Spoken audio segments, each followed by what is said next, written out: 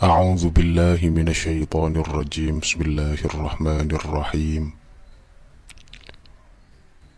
Jimat paling ampuh Syekh Abdul Qadir Jailani.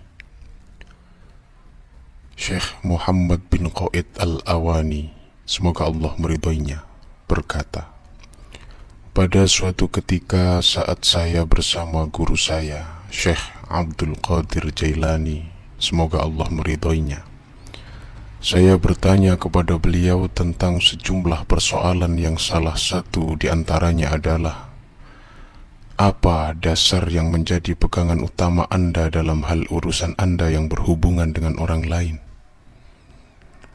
Beliau sang Syekh lalu menjawab, pegangan utamaku adalah sidik, kejujuran. Aku tidak pernah berbohong bahkan semenjak aku masih kecil. Kemudian beliau bercerita, ketika masih kecil di kampung Jilan, aku pernah berjalan jauh hingga ke perbatasan kota. Saat itu adalah hari Arafah. Aku memandangi sapi-sapi yang sedang membajak ladang. Tiba-tiba ada seekor sapi menoleh kepadaku dan berkata, "Hai Abdul Qadir, kamu diciptakan oleh Allah bukan untuk hal yang seperti ini." Maka aku pun segera beranjak pulang ke rumah dengan perasaan ketakutan yang sangat mendalam di dalam hatiku. Kemudian aku memanjat rumah sampai ke atas atap. Dari atas atap rumahku itu, aku sungguh menyaksikan dengan mata kepalaku orang-orang yang berhaji sedang wukuf di Arafah, yang jaraknya ribuan mil di dekat kota Mekah sana. Aku kemudian turun dan menemui ibundaku. Aku berkata kepadanya, "Oh bunda, berilah aku kesempatan untuk menuju Allah. Izinkanlah aku pergi ke Baghdad sehingga aku bisa memperoleh ilmu dan di sana aku pun dapat bertemu dengan orang-orang soleh." Mendengar permintaanku ini, ibundaku langsung bertanya kepadaku tentang apa alasanku meminta restu seperti ini. Kemudian aku sampaikan kepadanya kenyataan yang baru saja aku alami. Mendengar ceritaku, beliau langsung menangis lalu masuk ke dalam kamar. Beliau mengambil uang sebanyak 80 dinar. Uang itu adalah warisan dari almarhum ayahandaku. Ibundaku kemudian memasukkan uang itu sebanyak 40 dinar ke dalam saku baju kakakku. Adapun sisanya sebanyak 40 dinar beliau masukkan ke dalam saku baju mantelku. Beliau lalu memberikan izin kepadaku untuk berkelana menempuh perjalanan ke Baghdad. Beliau memerintahkanku berjanji untuk selalu memegang kejujuran atau siddiq dalam keadaan apapun yang terjadi terhadapku. Di saat mengantarkanku sampai di luar pintu, beliau mengucapkan selamat tinggal dan berkata, "Putraku, pergilah engkau, karena aku telah melepaskan dirimu demi pencarian menuju Allah. Aku tahu bahwa mungkin aku tidak akan bertemu lagi dengan wajahmu hingga hari kebangkitan nanti." Syekh Abdul Qadir, semoga Allah meridhoinya, kemudian melanjutkan kisahnya. Aku pergi bersama dengan kafilah kecil menuju Baghdad. Ketika rombongan kami sampai di daerah sekitar Hamadan, kami menggelar permadani untuk istirahat.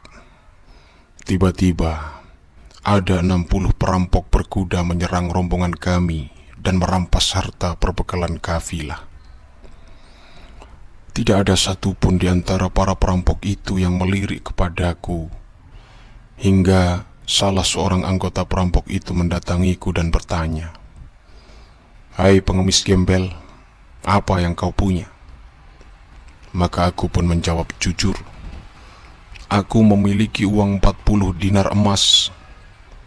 Dia lalu bertanya, "Di mana kau menyimpannya?" "Di saku baju mantelku ini, tempat di bawah ketiakku." Dia kemudian berpikir bahwa aku sedang bercanda, sehingga dia pun pergi meninggalkanku dan berpaling kepada yang lain. Kemudian ada lagi seorang yang datang dan menanyakan hal yang sama. Aku pun menjawab lagi dengan jujur apa adanya. Ternyata ia juga menganggapku sedang bercanda, sehingga ia pun pergi begitu saja meninggalkanku. Lalu dua perampok tadi melapor kepada pimpinan mereka dan menceritakan tentang apa yang mereka dengar dariku. "Bawa anak muda itu kepadaku," kata si pemimpin perampok. Bergegaslah kedua anak buahnya menghampiriku, lalu menyeretku ke hadapan pemimpin mereka. Sementara para penyamun sedang membagi-bagi hasil rampokan mereka di atas bukit pasir, sang gembong pimpinan mereka bertanya kepadaku, "Hai bocah, apa yang kamu punya?" "Aku memiliki uang emas 40 dinar yang aku simpan di saku baju mantelku di bawah ketiak," kataku. Tanpa menunggu lama, ia langsung menggeledah baju mantelku, membuka-bukanya, dan ia pun menemukan yang dicarinya. Ia mendapati kenyataan bahwa benarlah aku memang menyimpan uang 40 dinar emas di balik baju mantelku. Si gembong itu pun berkata kepadaku, "Mengapa kamu bisa berkata seenaknya dengan berterus terang tentang uang ini, anak muda?" Aku katakan kepadanya, "Ibundaku di rumah memerintahkanku untuk berjanji agar selalu berkata jujur, dan aku tidak akan pernah sekalipun mengkhianati janjiku ini kepadanya."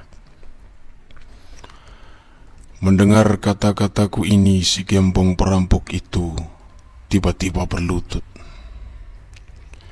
Ia berkata sambil menangis, "Kamu tidak pernah mengkhianati perintah ibundamu, sedangkan aku, entah sudah berapa tahun lamanya hingga hari ini, aku selalu mengkhianati perintah Tuhanku."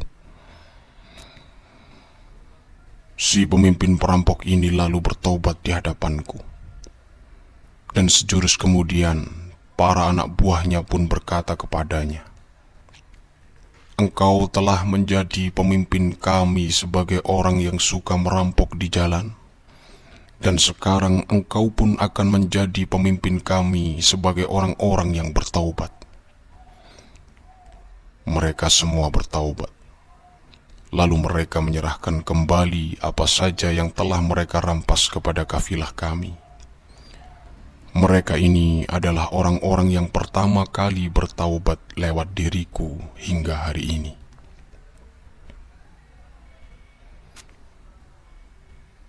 Demikianlah Syekh Abdul Qadir Jailani. Semoga Allah meridhoinya. Sejak kecil, beliau telah memegang kuat jimat paling ampuh dari sang ibundanya, yakni jimat sidik atau kejujuran. Allahu a'lam bishawab.